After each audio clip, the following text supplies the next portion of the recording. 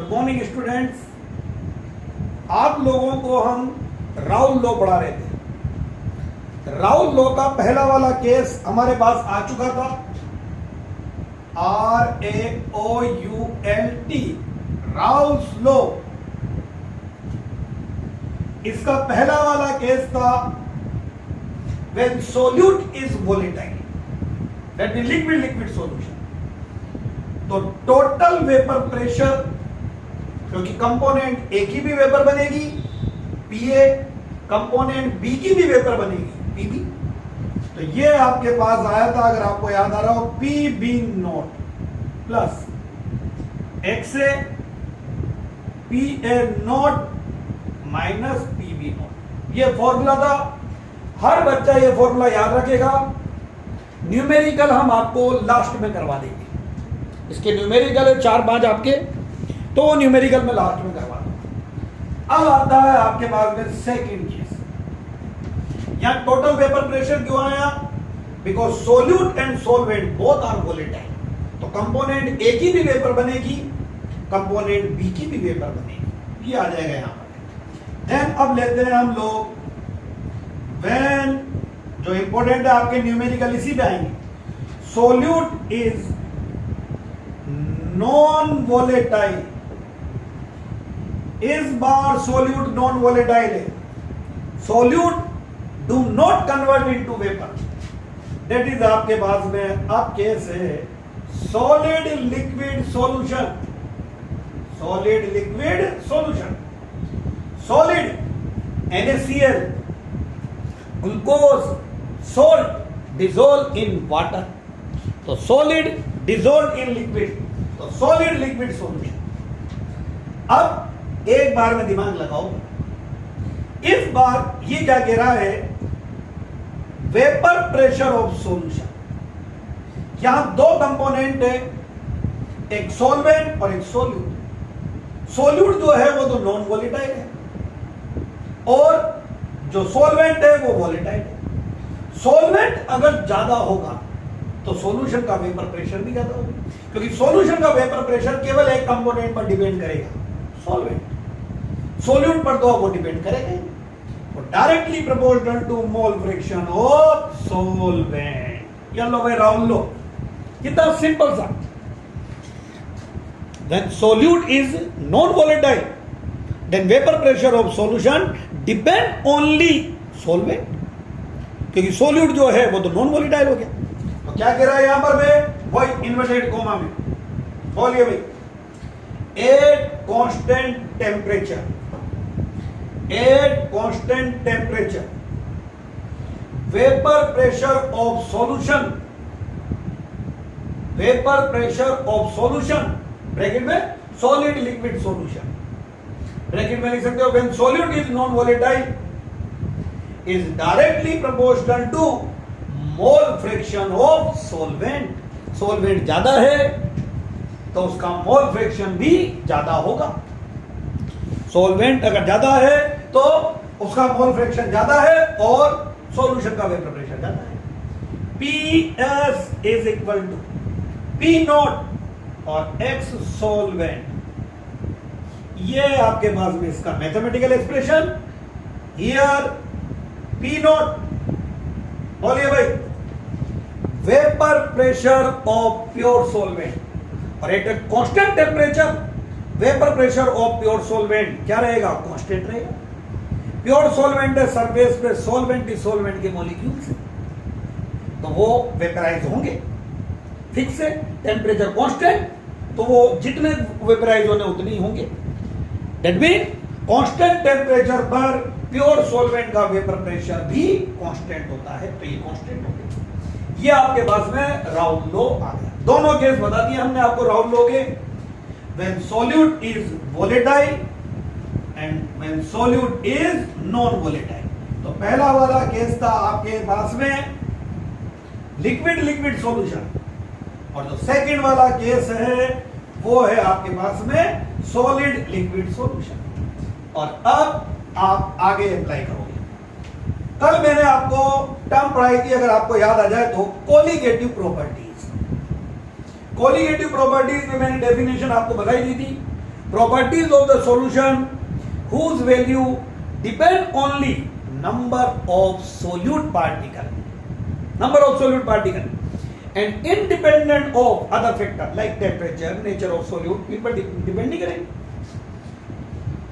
आपको हमने 4 colligative property पढ़ाई, relative lowering in vapour pressure, elevation in boiling point, depression in freezing point and osmotic pressure। और आपके course में है determination of molecular mass of solute by colligative properties. यानी आपके course में चारों कोलिगेटिव प्रॉपर्टीज से आपको एक चीज डिटरमाइन करनी है, मोलिकुलर मास ऑफ सोल्यूट। यानी आपके मेन कोर्स में जो है वो है सॉलिड इन लिक्विड वाला solution, when solute is non volatile वाला केस सारे। और इनका मेन एम है आपके पास में यहां पे to determine molecular mass of solute by using colligative properties. तो अरे ये हेडिंग भी यही आपके पास में, determination of molar mass of solute by relative lowering in vapor pressure। Determination of molar mass of solute, ये हेडिंग है।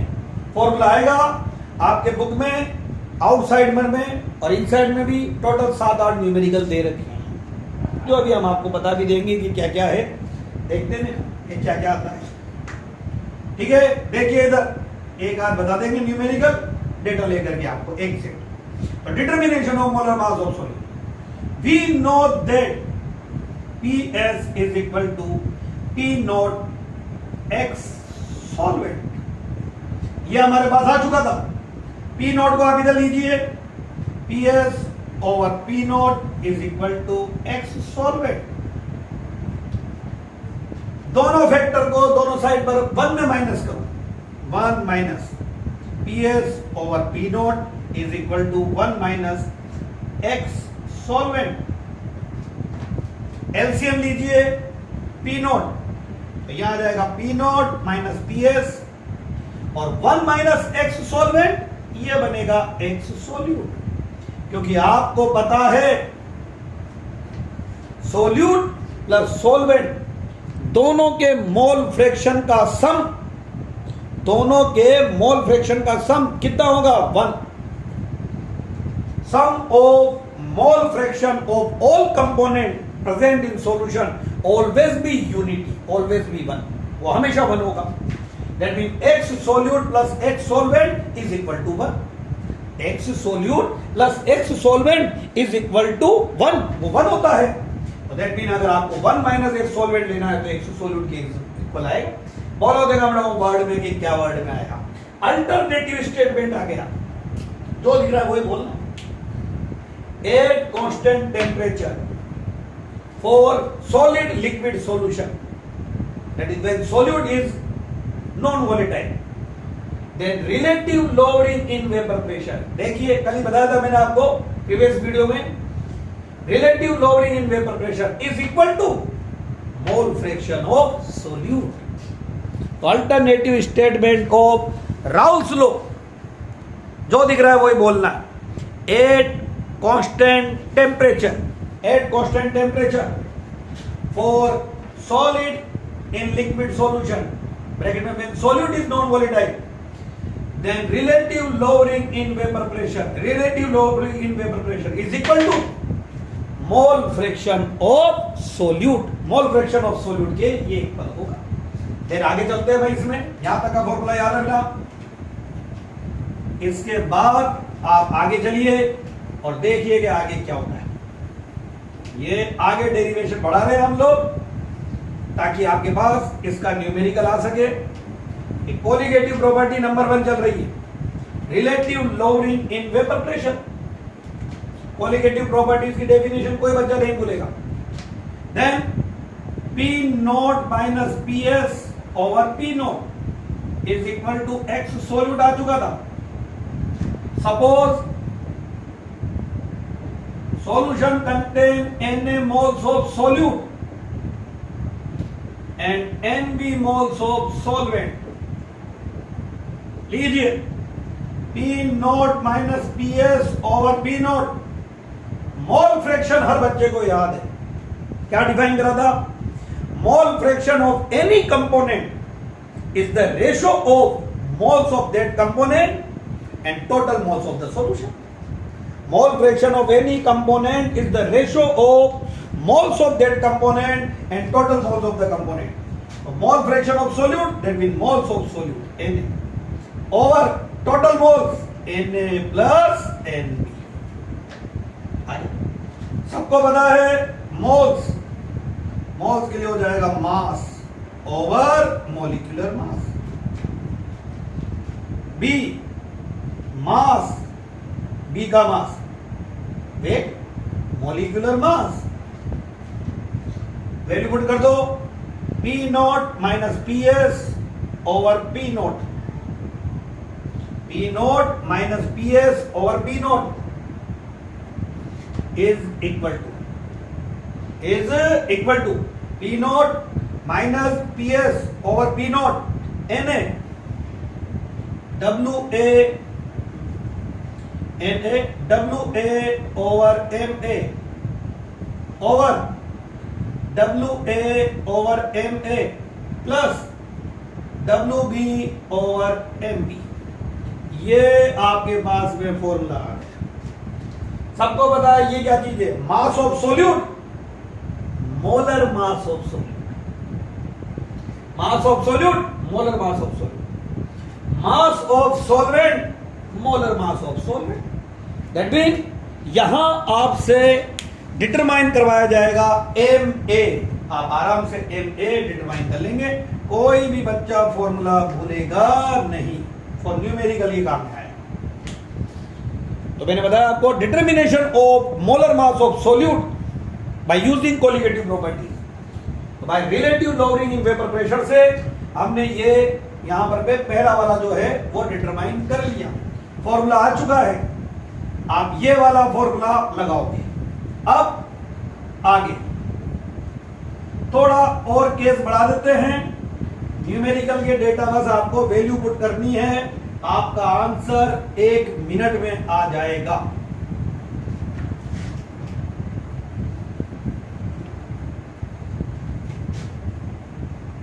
लीजिए देखिए फॉर्मूला आ चुका था. बोलो क्या फॉर्मूला आया था? मैं इसलिए बिठा देता हूं ताकि आप कितना याद रखते हो. P note minus PS over P note. Mass of solute, molar mass of solute. Mass of solute, molar mass of solute plus mass of solvent, molar mass of solvent. यहां तक आ गया. केस बनाते हैं इसमें आपको यही फॉर्मूला लगाना है. और फॉर डाइल्यूट सॉल्यूशन, अगर डाइल्यूट सॉल्यूशन है, डाइल्यूट का मतलब है पतला सॉल्यूशन, सोल्यूट बहुत कम है, तो यहां होगा Na very less than N. Moles of solute very less than moles of solvent. That mean Na plus Nb आप अप्रोक्सीमेटली इक्वल टू मान सकते हो Nb. इसके रेस्पेक्ट में इसको नेगलेक्ट मान लोगे. और नेगलेक्ट मानते हैं तो प्लस में और माइनस में नेगलेक्ट कर सकते हैं. मल्टीप्लाई में कभी नेगलेक्ट नहीं करते, डिवाइड में नहीं करते. तो Nb, तो हमारा फॉर्मूला बना P note minus PS over P nought is equal to, बोलिए आगे, Na और नीचे आ जाएगा Na plus Nb that is N. Value put कर देते हैं.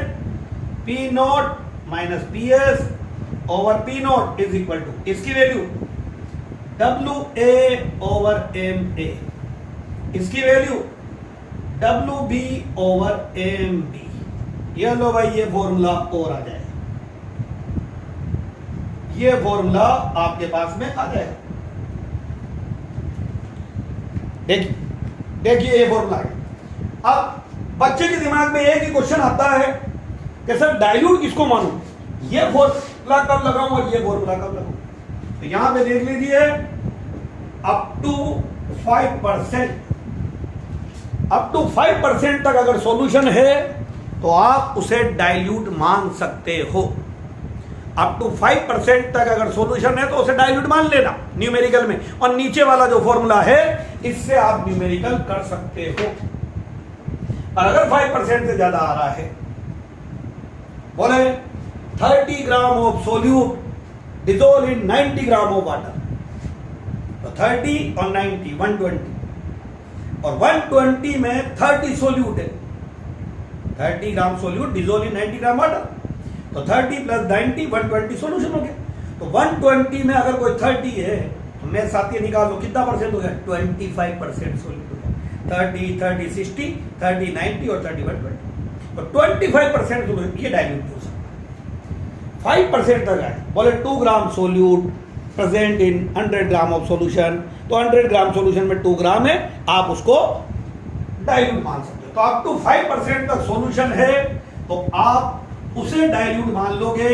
उससे ज्यादा अगर आ गया आपके पास में 5% से ज्यादा, तब आप उसको डाइल्यूट नहीं मानोगे। डाइल्यूट है आप ये वाला फॉर्मूला लगाएंगे, डाइल्यूट नहीं है ये वाला फॉर्मूला लगाएंगे। दोनों में पी नोट क्या चीज है यहाँ पे, vapour pressure of pure solvent. PS क्या चीज है यहाँ पे, वेपर प्रेशर ऑफ सॉल्यूशन। देगा आपको न्यूमेरिकल डेटा देगा। मास of solute, molar mass of solute, mass of solvent, molar mass of solvent. अगर 5% से ज्यादा हो सॉल्यूशन, कंसंट्रेशन हाई हो तो ये लगाओगे, वरना इससे गलत आएगा आपका आंसर। 2% 3% नीचे वाला फॉर्मूला लगा सकते हैं। ठीक है, ये आपके पहली कोलिगेटिव प्रॉपर्टीज, जो फर्स्ट कोलिगेटिव प्रॉपर्टी है वो आपके कंप्लीट हो गई है। तो पहले colligative properties, properties of the solution whose value depend only, इतनी बार बोले डेफिनेशन याद हो जाए, depend only number of solute particle and independent of other factor like temperature, nature of solute are called colligative properties. Relative lowering in vapor pressure, elevation in boiling point, depression in freezing point and osmotic pressure. Firstly हमने relative lowering in vapour pressure, इसमें आपको vapour pressure define कर दिया, question बता दिया vapour pressure of solution always less than that of vapour pressure of pure solvent, और then Raul लो, दोनों case बता दिए, फॉर्मूलाज आ गए, इनके न्यूमेरिकल आपको लास्ट में करा देंगे। अब आती है आपके second colligative property, elevation in boiling point, वो आपको मैं नेक्स्ट वीडियो में बताऊंगा। Thank you.